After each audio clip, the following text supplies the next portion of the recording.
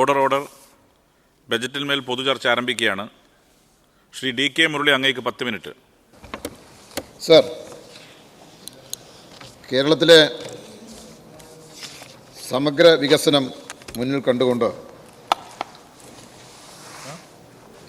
എല്ലാ മേഖലകളെയും അഭിമുഖീകരിച്ച്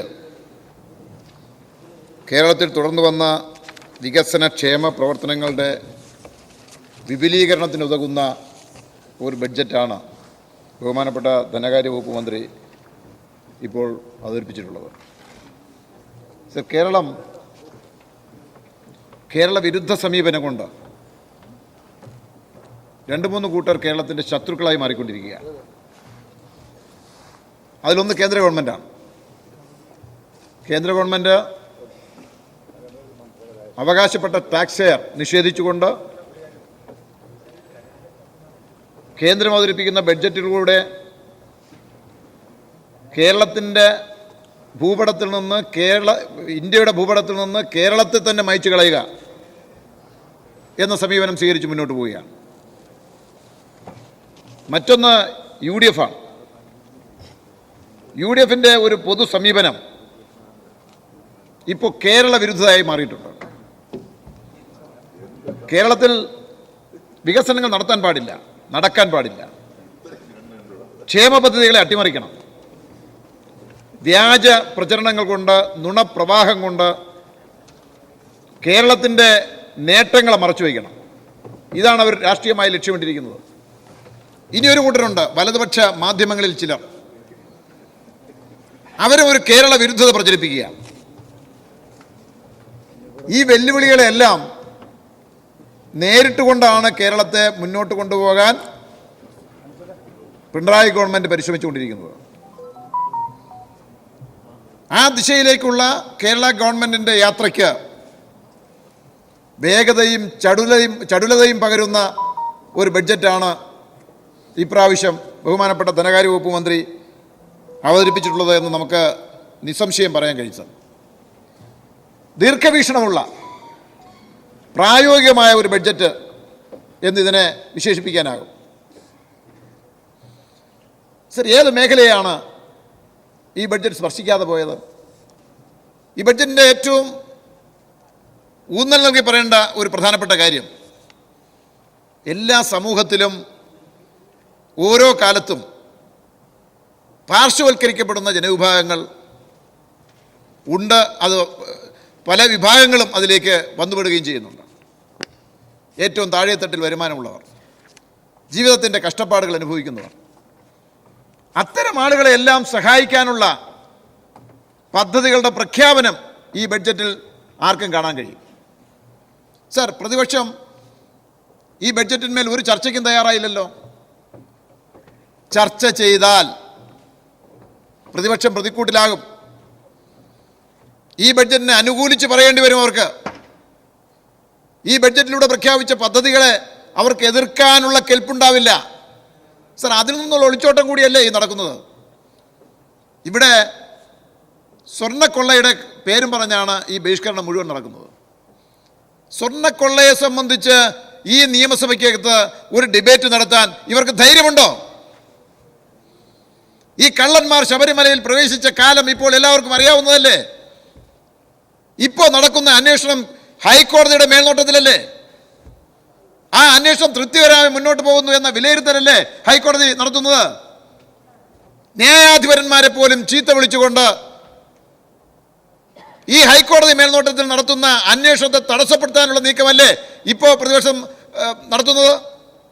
എന്തേ പ്രതിപക്ഷം ഒരു ഡിബേറ്റിന് തയ്യാറാകുന്നില്ല? ഡിബേറ്റിന് തയ്യാറായാൽ ഇപ്പോൾ ഇവിടെ ഉയർത്തുന്ന മുദ്രാവാക്യങ്ങളൊക്കെ ഉണ്ടല്ലോ. സ്വർണം കെട്ടതാരപ്പ എന്നുള്ളതിൻ്റെ ഉത്തരം നമുക്ക് തെളിഞ്ഞു വരും. അപ്പോൾ പ്രതിക്കൂട്ടിൽ UDFന് നിൽക്കേണ്ടി വരും. അതുകൊണ്ട് അങ്ങനെ ഒരു ചർച്ച ഒഴിവാക്കണം. സഖാക്കളാണ് അയ്യപ്പ എന്ന വ്യാജ പ്രചരണത്തിൻ്റെ പൊള്ളത്തരം പൊളിഞ്ഞു വീഴും. അതുകൊണ്ടാണ് ഒരു ചർച്ചയ്ക്ക് തയ്യാറാകാതെ ഒളിച്ചോടുന്നത്. എന്തു ജനാധിപത്യ മര്യാദ സാർ? ഈ നിയമസഭയുടെ ചരിത്രത്തിൽ അങ്ങനെ കണ്ടിട്ടുണ്ടോ? ഞങ്ങളാരും കേട്ടിട്ടില്ല. ചോദ്യോത്തരവേള തടസ്സപ്പെടുത്തുന്നു. സഭയ്ക്കകത്ത് ചർച്ച ചെയ്യേണ്ടുന്ന വിഷയങ്ങൾ ഉന്നയിക്കുന്നില്ല.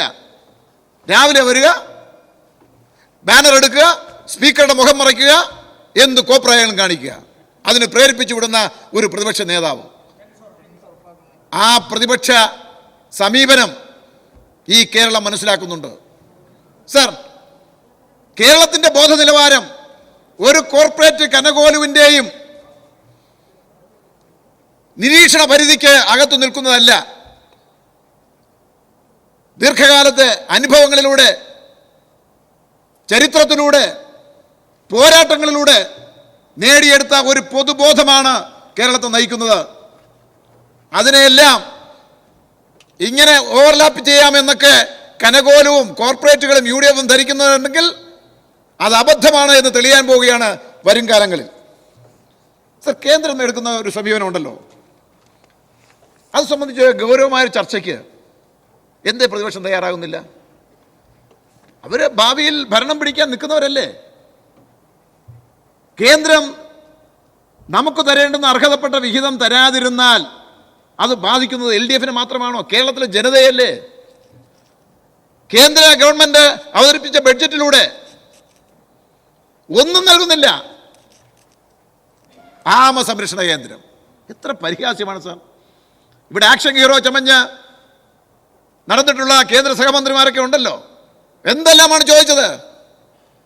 എയിംസ് വരും, മറ്റേ മോന് എന്ന് പ്രഖ്യാപിച്ചതല്ലേ?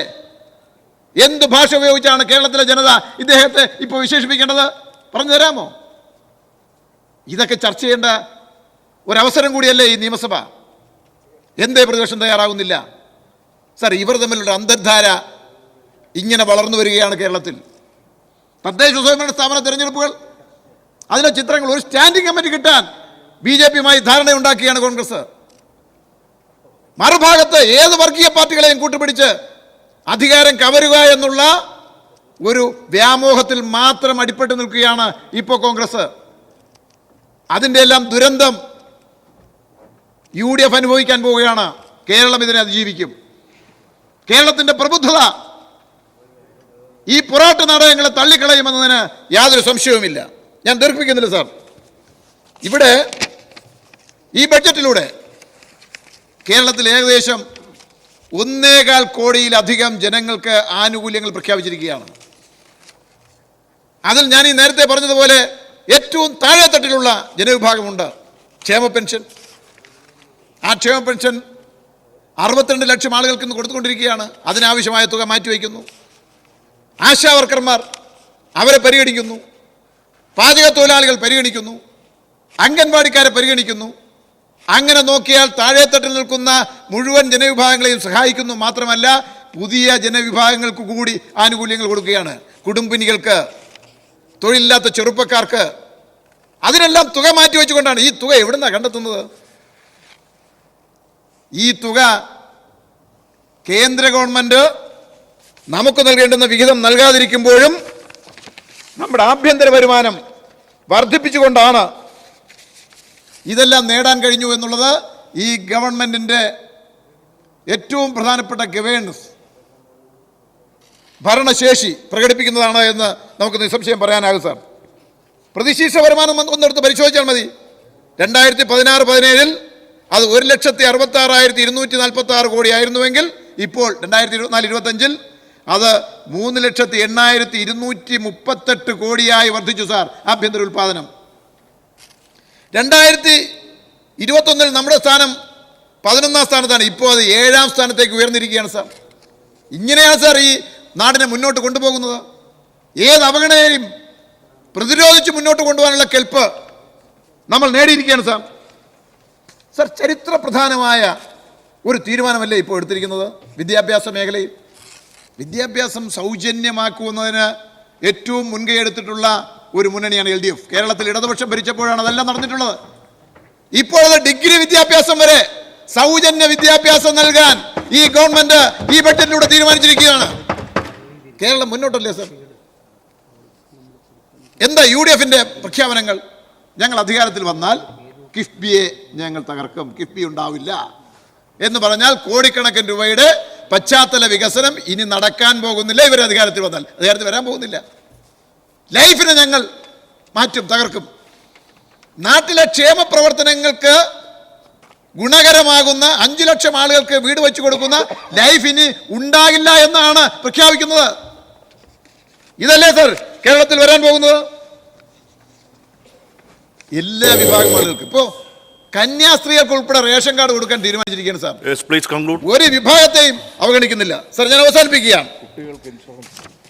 വിദ്യാർത്ഥികൾക്ക് ഇൻഷുറൻസ് ഒരുപാട് പറയാനുണ്ട് സാർ, സമയം തികയില്ല, അതുകൊണ്ട് അതിലേക്ക് വരുന്നില്ല. Please. സാർ, എല്ലാ മണ്ഡലങ്ങളിലും ഈ ഗവൺമെന്റിന്റെ പ്രഖ്യാപനങ്ങളുടെ നേട്ടങ്ങൾ ഉണ്ടായിട്ടുണ്ട്. ഞാൻ അഭിമാനത്തോടു കൂടി പറയുന്നു, കഴിഞ്ഞ 10 വർഷക്കാലം 1ഉം 2ഉം പിണറായി ഗവൺമെന്റ് ഭരിച്ചതിന്റെ ഭാഗമായി എന്റെ നിയോജകമണ്ഡലത്തിൽ ഏകദേശം 2000 കോടി രൂപയുടെ വികസനക്ഷേമ പദ്ധതികൾ നടന്നിട്ടുണ്ട് സാർ. റോഡും പാലത്തിന് 980 കോടി, വിദ്യാഭ്യാസ മേഖലയിൽ 95 കോടി, ആരോഗ്യ മേഖലയിൽ 65 കോടി, വൈദ്യുത മേഖലയിൽ 60 കോടി. ഒരു സെക്കൻഡ് സാർ.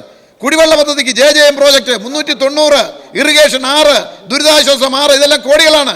കായികം 10, റവന്യൂ വില്ലേജ് 5 കോടി, കൃഷി മൃഗസംരക്ഷണം 30 കോടി, വനം വകുപ്പ് 45 കോടി, പട്ടിക വിഭാഗം 35 കോടി, ഗ്രാമീണ റോഡ് 45, MLA ഫണ്ട് ഉപയോഗിച്ചുകൊണ്ടുള്ള 60 കോടി. എല്ലാ കോടികളും കൂടി ചേർത്താൽ ഏകദേശം 2000 കോടി വരികയാണ് സാർ. എല്ലാ മണ്ഡലങ്ങളുടെ അനുഭവമാണ് സാർ. ഒരു കാര്യം കൂടി ധനകാര്യ വകുപ്പ് മന്ത്രിയുടെ ശ്രദ്ധയിൽപ്പെടുത്തിക്കൊണ്ട്, എന്റെ നിയോജക മണ്ഡലത്തിൽ ഒരു സിവിൽ സ്റ്റേഷൻ ഇല്ല സാർ. അതിനൊരു പ്രപ്പോസൽ കൊടുത്തിരുന്നു, അത് അദ്ദേഹത്തിന്റെ പരിഗണനയിൽ വന്നില്ല.